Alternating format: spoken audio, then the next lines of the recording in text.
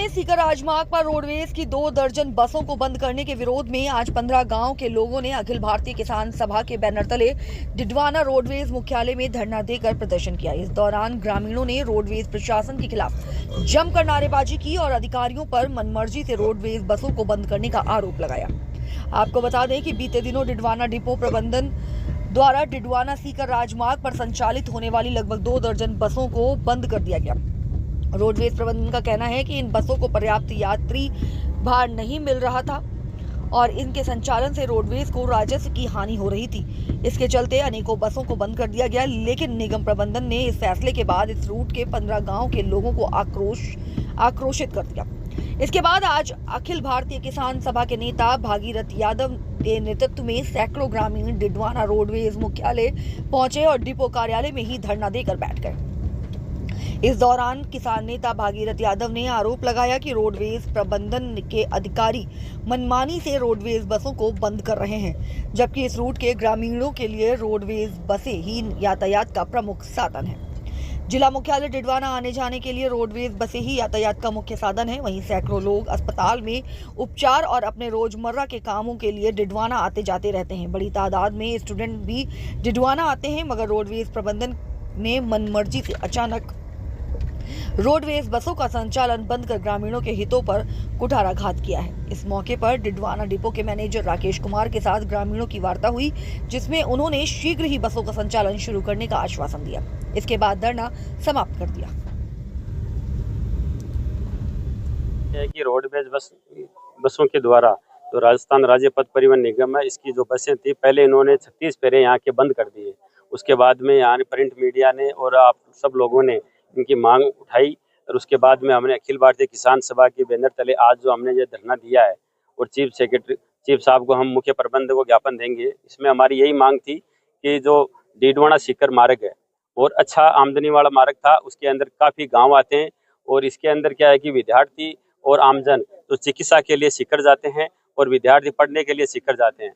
उसको लेकर हम कई गाँवों के अंदर भारी किसानों को परेशानी हो रही है, इनको लेकर हम ज्ञापन देंगे। आज अभी 24 फेरे हमारे दौलतपुरा रूट के इसके बंद है और 4 बसें हमारे साबरा रूट की बंद हैं और हम नए रूट के रूप में सीकर डिडवाना सालासर रूट को हम बसें चलवाने की मांग कर रहे हैं। अब अगला कदम आपको क्या होगा? आज अखिल भारतीय किसान सभा भारतीय जनवादी नौजवान सभा के द्वारा जो पिछले दिनों यहाँ के डिपो इंचार्ज चीफ साहब ने रोडवेजों का संचालन एक साथ में लगभग 5-6 गाड़ियां बंद कर दी। उससे पहले भी यहाँ के इस रूट के अंदर गाड़ियों का शॉर्टेज चल रहा था। शाम को 7 बजे बाद में कोई भी लोसल के लिए या सीकर के लिए गाड़ी नहीं थी।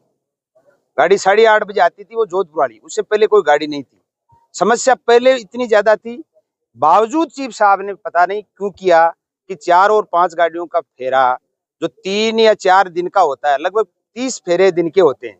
अब बताओ आप, इतने 12-13 इस बस स्टैंड है यहाँ से अपने डिडवाना जिले की 12 या 13 है सुदरासन तक, उसमें लगभग 200 आदमी डेली प्रतिदिन हर गांव का अप डाउन करता है। वो सीकर जाता है, वो लोसल जाता है, वो डिडवाना आता है, वो गाँव गोर जाता है। कितना बड़ा नुकसान हुआ है। और बेचारी महिलाएं, मैंने देखा कि बेचारी के घंटे तक इंतजार कर रही। तो मैं कहना चाहता हूं आपके माध्यम से, एक तरफ सरकार कह रही है कि हम महिलाओं का आधा फ्री कर रहे हैं, हम विकलांग को फ्री कार्ड दे रहे हैं, लाइसेंस वो 45% वाले को, और हम सीनियर सिटीजन का आधा किराया ले रहे हैं। अरे कहाँ ले रहे हो तुम? जब रोडवेज ही बंद कर दोगे तो वो क्या करेगा? उस सीनियर सिटीजन कार्ड का क्या महिलाओं का आधा की घोषणा क्या काम करेगी? आप क्यों बंद कर रहे हो? तो इस बात को लेकर के इलाके के किसान के लोग बेटे आए हैं यहाँ और अभी चीफ साहब से हमारी बात होगी। हम चाहते हैं कि चीफ साहब हमारी बात को सुने, जनता की भावनाओं का आदर करते हुए। आपने देखा 40 साल से सालासर वहाँ ललासरी और दियालपुरा की और बस चल रही थी 30-40 साल से। अरे अचानक क्या हो गया? इनको बंद कर दी।